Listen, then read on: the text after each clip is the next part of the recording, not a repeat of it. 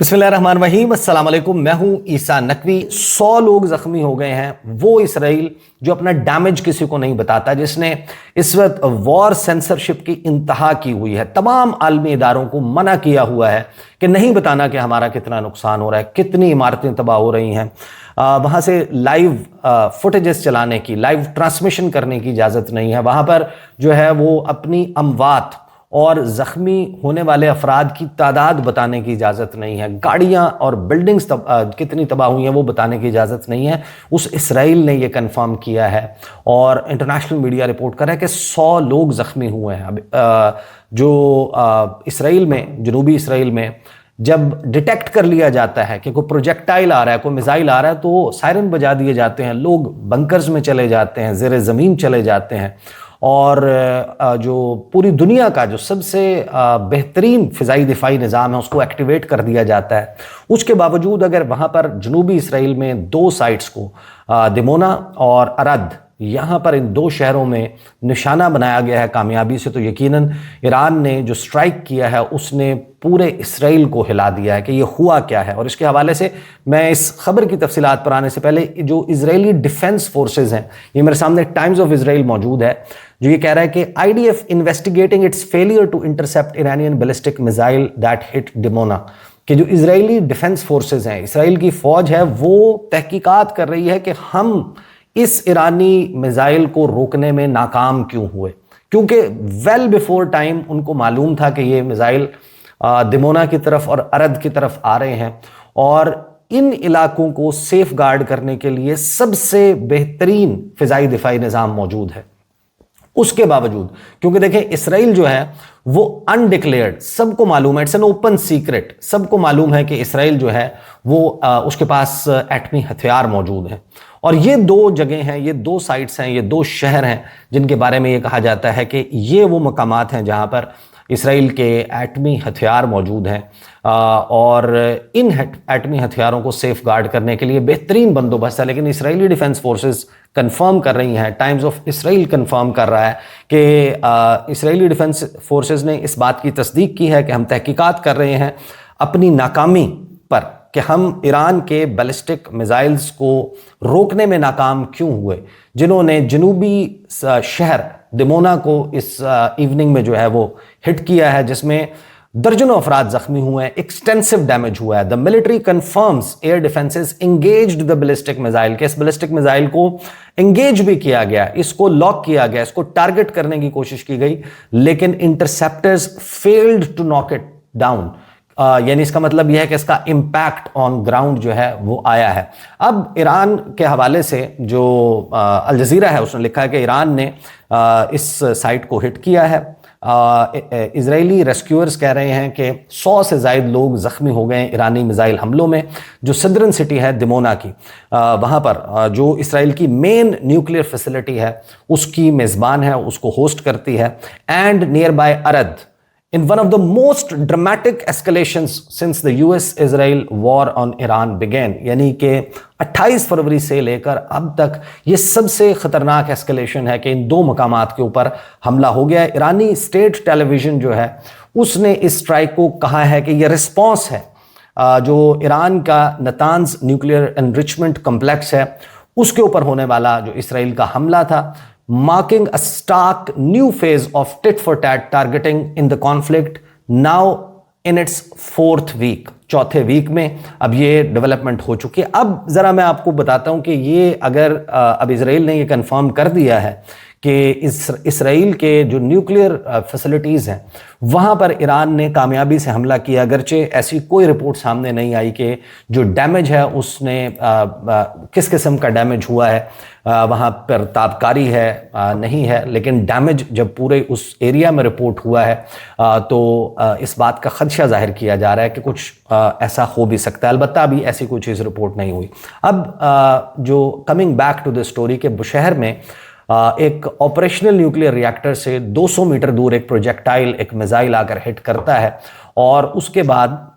जो है वो इसराइल और ईरान के दरमियान एक टिट फॉर टैट अटैक्स चल रहे हैं। रूस के हवाले से भी अमेरिका, बरतानिया, यूरोप, इनका मीडिया जो है वो ये चीखें मार रहा है कि रूस इस पूरी जंग में ईरान का حامی بنا ہوا ہے، ایران کو لوکیشنز فراہم کر رہا ہے، ایران کو میپ کوآرڈینیٹس فراہم کر رہا ہے، ایران کو ٹیکنیکل اسسٹنس دے رہا ہے، اور ایران کے پیچھے پشت پر جو ہے وہ روس کھڑا ہے، اور اب وہ فیسلٹی جس کو روس رن کرتا ہے اس کے اوپر اگر ایک پروجیکٹائل ہٹ کیا ہے، خدا نہ خواستہ اب جو اسرائیل کہتا ہے کہ ہم بھی بدلہ لیں گے، اور وہ ایسا کوئی اٹیک کرتا ہے جس سے بشہر کی نیوکلیئر فیسلٹی جو ہے وہ تباہ ہوتی ہے، اب ظاہر ہے کہ اس میں نیوکلیئر ریڈیو ایکٹیو فیول جو ہے وہ موجود ہے، نیوکلیئر پاور پلانٹ میں استعمال ہوتا ہے، اور جو سب سے بڑا امپیکٹ آئے گا خدا نہ خواستہ اگر ایسا حملہ ہوتا ہے تو سب سے بڑا امپیکٹ تو بشہر میں آئے گا، سب سے بڑا جو فوری طور پر تباہی اور بربادی ہے وہ تو اس ایریا میں ہوگی۔ لیکن جو نیوکلیئر انسیڈنٹس ہیں، جنہوں نے ہیروشیما ناگاساکی کو اسٹڈی کیا ہے کہ آج تک کیا کچھ ہو رہا ہے، اور جو لوگ اس بات سے واقف ہیں ان کو معلوم ہے کہ اگر خدا نخواستہ معاملہ وہاں پر گیا تو پھر ارد گرد موجود ممالک کیسے سفر کریں گے۔ And here comes that part جو میں آپ کے سامنے رکھتا ہوں، اور میں یہ اے آئی اوور ویو جو ہے وہ آپ کو بتا رہا ہوں، Gulf states dependence on desalination plants. یہ جو پورا ایریا ہے اس میں پوری دنیا میں سب سے زیادہ ڈی سیلینیشن پلانٹس موجود ہیں، اور اس کی وجہ کیا ہے؟ یہ صحرائی علاقے ہیں، خاص طور پر ایران کی تو اتنی ڈیپینڈنس نہیں ہے، سعودی عرب جو ہے وہ بحیرہ احمر کی طرف بھی کھلتا ہے، وہاں پر بھی ان کے ڈی سیلینیشن پلانٹس موجود ہیں۔ یقیناً جو اس کا بارڈر ٹورڈز نارتھ ہے وہ آبویسلی جو پرشین گلف کی طرف ہے وہ ضرور بہت زیادہ متاثر ہوتا ہے، جتنی آبادی اس ایریا میں موجود ہے وہ اس سے متاثر ہوتی ہے، لیکن سعودی عرب جو ہے اس کے پاس پانی کے دیگر ذخیرے بھی موجود ہیں، عمان اسی طریقے سے گلف آف عمان کی سائڈ پہ، اور پھر انڈین اوشن کی طرف عمان جو ہے اس کا ایک لمبی کوسٹ لائن ہے، تو اس کے پاس بھی آپشنز موجود ہیں۔ لیکن متحدہ عرب امارات، بحرین، قطر اور کویت، یہ وہ ممالک ہیں جن کی کمپلیٹ ڈیپینڈنس ان ڈی سیلینیشن پانی، سمندری پانی کو میٹھا کر کے قابل استعمال اور پینے کے قابل بنانے کے لیے جو ڈی سیلینیشن پلانٹس ہیں۔ اب یہ ڈی سیلینیشن پلانٹس بہت زیادہ کوئی سپر ایکسپینسو نہیں ہے، ایسا نہیں ہے کہ یہ نہیں لگائے جا سکتے، لیکن جب آپ اس کو اسٹڈی کرتے ہیں آپ کو پتہ چلتا ہے کہ ان سم کیسز 90 to 99% ان ممالک میں جو شہر ہیں ان کی ڈیپینڈنس ان ڈی سیلینیشن پلانٹس پر ہے، یعنی پینے کا پانی، پانی زندگی ہے، پانی کے بغیر حیات ایگزسٹ نہیں کر سکتی، شہر کھنڈر بن جاتے ہیں، لوگوں کو نقل مکانی کرنی پڑے گی، اگر وہ براہ راست کسی اس کے جو امپیکٹ ہے دھماکے کا اس سے متاثر نہیں بھی ہوتے، وہاں پر ہوگا کیا کہ جو پرشین گلف ہے، آبنائے ہرمز، اب تو ظاہر ہے کہ اس کانفلکٹ کی وجہ سے تمام لوگ واقف ہوں گے کہ یہ ایکسٹینشن ہے انڈین اوشن کی، اور جو گلف آف عمان ہے، گلف آف عمان کے بعد اسٹریٹ آف ہرمز ہے، جو تنگہ ہرمز ہے، تنگہ ہرمز کے بعد خلیج فارس ہے، پرشین گلف، اور پانی جو ہے وہ یہاں سے آسانی سے باہر نہیں جاتا۔ اب اس ایریا میں جو پانی ہے، اگر اس قسم کا کچھ ہوتا ہے حملہ جس کا اب خدشہ ظاہر کیا جا رہا ہے، جس کی اب پریسیڈنٹ سامنے موجود ہے، اور پانی میں شامل ہوگا، یقیناً اس کا ملبہ گرے گا، اور جو پانی ہے اس پانی میں جب ریڈیو ایکٹیو سبسٹنسز شامل ہو جائیں گے تو اس پورے ایریا میں اور پوری دنیا میں ایسا کوئی ڈی سیلینیشن پلانٹ موجود نہیں ہے جو تابکاری کے اثر میں موجود پانی کو پینے کے قابل بنا سکے، اس کو اس طریقے سے فلٹر کر سکے کہ اس پانی کو پیا جا سکے۔ تو آپ سوچئے کہ اگر یہ معاملہ اس طرف جہاں جاتا ہوا دکھائی دے رہا ہے، اگر یہ ہو جاتا ہے تو یہ پانی یہیں پر موجود ہے، پانی بھاپ بنے گا، اگرچہ اس ریجن میں بارش بہت زیادہ نہیں ہوتی، لیکن جتنی بھی بارش ہوگی وہ تابکاری کے اثرات والی بارش ہوگی، اور جو اس پورے ایریا میں لائف ہے وہ کس طریقے سے متاثر ہوگی، یہاں جو میرین لائف ہے، جو سمندری آبی حیات ہے وہ برے طریقے سے متاثر ہوگی، یہاں پر باغات برے طریقے سے متاثر ہوں گے، اور لوگوں کے پاس پینے کا پانی نہیں ہوگا۔ 3 دن یہ ملک سروائیو نہیں کر سکتے پینے کے صاف پانی کے بغیر، اور ریڈیو ایکٹیو سبسٹنس ملا ہوا پانی قابل استعمال نہیں ہوگا۔ اس صورت میں کیا ہوگا یہ میں آپ کے سامنے بتا دیتا ہوں کہ جو گلف سٹیٹس ہیں اس کا اوور ویو یہ بتاتا ہے کہ ان کی جو اوور آل اب یہ ظاہر ہے کہ یہ تمام گلف ممالک کو، سعودی عرب کو اور باقیوں کو بھی شامل کر رہے ہیں، اس میں ظاہر ہے کہ ایران بھی شامل ہے، اور ایران ایک بڑا وسیع و عریض ملک ہے، اور اس کا جو سرحدیں ہیں وہ اوپر کی جانب بہت سارے ممالک سے ملتی ہیں، اور اس کے پاس اپنے آبی ذخائر موجود ہیں۔ اگرچہ دنیا کا گرم ترین صحرا جو ہے وہ بھی ایران میں موجود ہے، لیکن ایران کے پاس پانی کے بے بہا ذخائر موجود ہیں، سرسبز و شاداب ان کے پاس میدان بھی موجود ہیں، سنگلاخ پہاڑ بھی موجود ہیں، گرم ترین صحرا بھی موجود ہے، تو ایک بڑی ورائٹی جو ہے ان کے پاس موجود ہے۔ لیکن پھر آپ جب قطر کو دیکھتے ہیں، آپ بحرین کو دیکھتے ہیں، آپ متحدہ عرب امارات کو، کویت کو، یہ وہ ممالک ہیں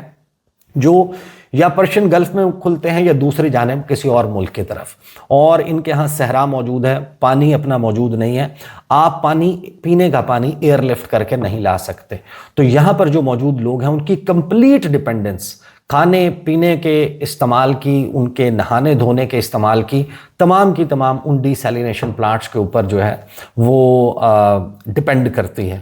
اے آئی اوور ویو کہتا ہے کہ جو گلف سٹیٹس ہیں ان کی ڈیپینڈنس ڈی سیلینیشن کے اوپر 77% سے زیادہ of their total water demand, جو پروڈیوسنگ نیئرلی 40%، جو پوری دنیا میں ڈی سیلینیشن پلانٹس ہیں اس کو 40% ڈی سیلینیشن پلانٹس صرف یہ خلیج فارس کے ایریا میں موجود ہیں۔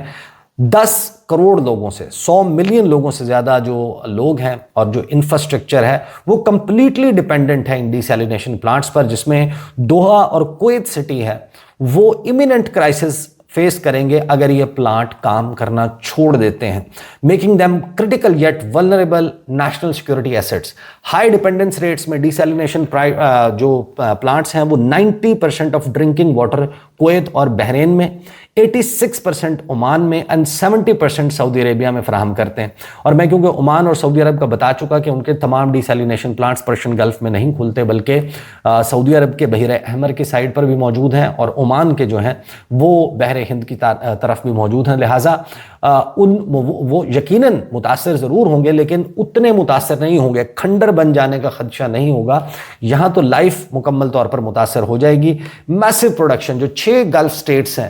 they produced 7.2 billion cubic meters of fresh water through desalination in 2023۔ 2023 کے اعداد و شمار کے مطابق 7.2 ارب مکعب میٹر پینے کا پانی ان ڈیسیلینیشن پلانٹس کے ذریعے بنایا گیا۔ Infrastructure vitality, without these plants major urban hubs would not be sustainable. کوئی بھی جو اس وقت اربن ہب ہے، جو شہر ہیں، جو پرانے قدیم آباد شہر ہیں، ان کا اپنا پانی کے کہیں نہ کہیں ذخائر موجود ہیں۔ ظاہر ہے کہ لوگ پانی کنارے جو ہے وہ آبادی بناتے ہیں، گھر بناتے ہیں۔ جو قدیم آبادیاں ہیں وہ تو سروائیو کر سکتی ہیں، لیکن جتنے جدید شہر ہیں گزشتہ 40-50 سالوں میں، جتنے ہائی رائزز بنے ہیں، آپ کو جو چمک دمک نظر آتی ہے، عمارتیں جو ہیں وہ نظر آتی ہیں، بزنس ایکٹیویٹی نظر آتی ہے، وہ تمام کی تمام ٹھپ ہو جائے گی۔ Security risk, D salination plants جو ہیں ان کو اسٹریٹجک ٹارگٹ بھی کہا جا رہا ہے۔ اس پوری کانفلکٹ میں جب ہم نے دیکھا جو کشم آئیلینڈ ہے وہاں پر ایران کا ڈی سیلینیشن پلانٹ جب ہٹ ہوا تو اس کے 12 گھنٹے کے اندر اندر بحرین کا ایک ڈی سیلینیشن پلانٹ ہٹ ہوا، اور یہ وہ موقع تھا جب بہت سارے ممالک چونک گئے کہ یہ بھی ایک ڈائمنشن جو ہے وہ اس کانفلکٹ کی ہو سکتی ہے۔ اور ان تمام ممالک نے خاص طور پر اس بشہر والے انسیڈنٹ کے بعد کوائٹلی یہ کنوے کیا ہے امریکہ اور اسرائیل کو کہ بشہر کی طرف دیکھنا بھی مت، اگر بشہر کو کچھ ہوا تو اس سے جو انڈائریکٹلی جو اس کی کاسٹ ہمیں پے کرنی پڑے گی وہ ہمارے لیے ممکن نہیں ہوگی۔ بہت سی اور ڈیولپمنٹس بھی ہو رہی ہیں، انشاءاللہ ان پر آنے والی ویڈیوز میں بات کروں گا۔ اب تک کے لیے اتنا ہی، اجازت دیجیے، اللہ حافظ۔